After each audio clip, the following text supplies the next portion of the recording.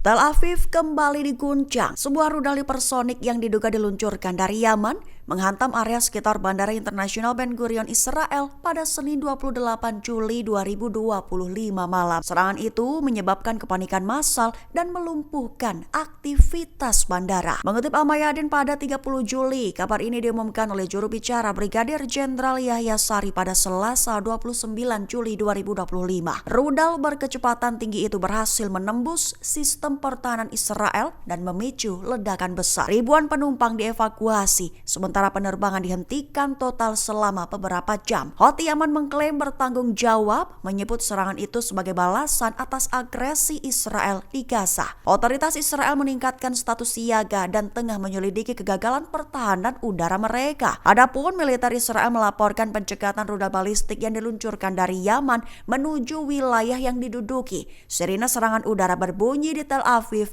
Al-Quds, dan wilayah Askalan. Sementara menurut saluran 12 Israel, lalu lintas udara di Bandara Ben Gurion dihentikan setelah peluncuran rudal dengan lepas landas dan pendaratan dihentikan sementara.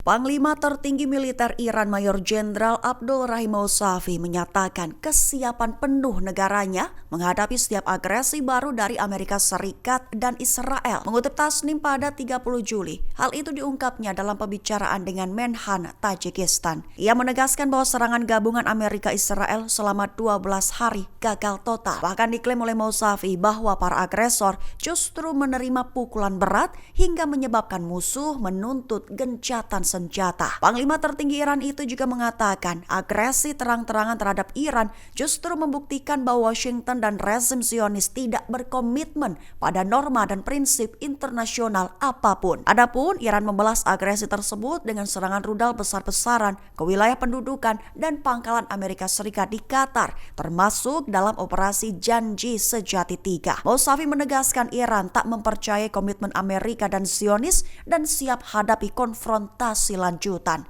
Dikabarkan gencatan senjata mulai berlaku sejak 24 Juni setelah serangan balik Iran menyebabkan kerusakan besar di kubu lawan.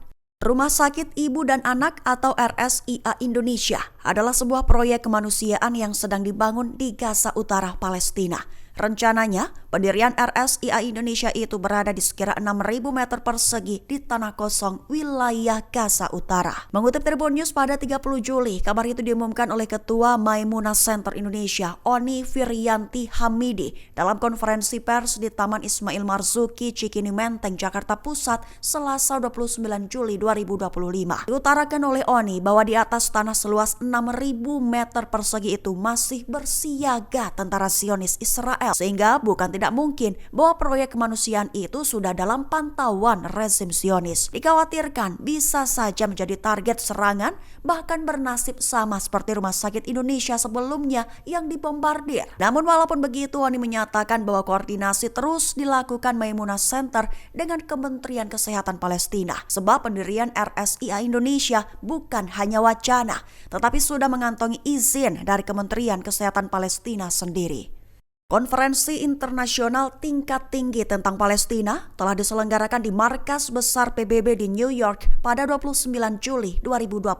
Dalam konferensi yang diselenggarakan Arab Saudi dan Perancis, negara-negara peserta menyepakati deklarasi New York untuk mendorong penyelesaian konflik Palestina. Mengutip Al-Mayadin pada 30 Juli, deklarasi itu menekankan perlunya gencatan senjata di Gaza dan penerapan solusi dua negara sebagai satu-satunya jalan menuju perdamaian. Dokumen itu juga menyerukan diakhirinya pendudukan Israel dan penegasan Gaza sebagai bagian tak terpisahkan dari negara Palestina di masa depan, di mana otoritas Palestina yang akan memiliki tanggung jawab eksklusif atas pemerintahan, keamanan, dan supremasi hukum di jalur Gaza yang didukung oleh mekanisme internasional yang sesuai. Sementara itu, deklarasi itu menyerukan kepada pimpinan Israel untuk berkomitmen secara terbuka terhadap solusi dua negara, sekaligus menghentikan semua aktivitas permukiman, upaya aneksasi, dan tindakan kekerasan, serta memperingatkan terhadap tindakan sepihak atau kekerasan apapun yang dapat menggagalkan proses perdamaian.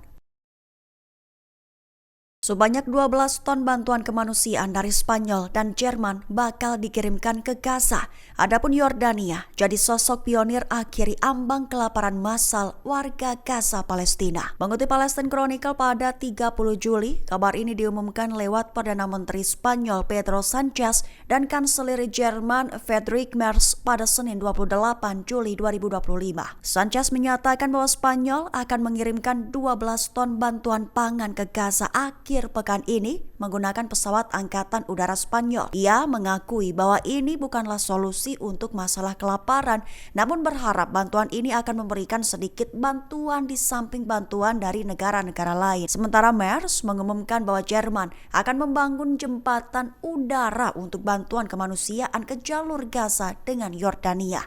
Hal ini bertujuan untuk membantu penduduknya yang menghadapi tingkat malnutrisi yang mengkhawatirkan. Adapun Yordania disebut sebagai pionir dalam misi kemanusiaan ini. Negara tersebut menjadi yang pertama secara konsisten mengalirkan bantuan lintas udara dan memfasilitasi jalur distribusi yang aman di tengah ketegangan militer yang masih tinggi. Langkah bersama ini dianggap sebagai sinyal kuat bahwa komunitas internasional mulai mengambil tindakan nyata untuk mengakhiri ambang kelaparan massal di Gaza, terutama di wilayah utara yang paling parah terdampak. Australia bersama 15 negara lainnya resmi menandatangani pernyataan bersama. Isinya menyerukan implementasi solusi dua negara sebagai jalan keluar permanen dari konflik Israel-Palestina. Mengutip Tribun News pada 30 Juli, pernyataan ini dideklarasikan pada 29 Juli 2025. Adapun pernyataan bersama itu juga mencakup pengakuan atas Palestina sebagai negara merdeka yang sah di mata hukum internasional. Dalam pernyataan bersama tertulis bahwa Menteri Luar Negeri Andorra, Australia, Kanada, Finlandia, Prancis, Islandia, Irlandia, Luxembourg, Malta, Selandia Baru, Norwegia, Portugal, San Marino, Slovenia, dan Spanyol mengutuk serangan yang disebut teroris keji dan antisemit pada tanggal 7 Oktober 2023. Menegaskan kembali komitmen terhadap visi solusi dua negara di mana dua negara demokratis, Israel dan Palestina, hidup berdampingan secara damai. Sekaligus menuntut gencatan senjata segera, pembebasan segera dan tanpa syarat semua sandera Hamas, termasuk jenazahnya, serta memastikan akses kemanusiaan tanpa hambatan. Sehingga pernyataan ini dinilai sebagai sinyal kuat bahwa dukungan internasional terhadap kemerdekaan Palestina terus menguat, menempatkan solusi dua negara kembali di garis depan agenda diplomatik global. Download Tribun X sekarang, menghadirkan lokal menjadi Indonesia.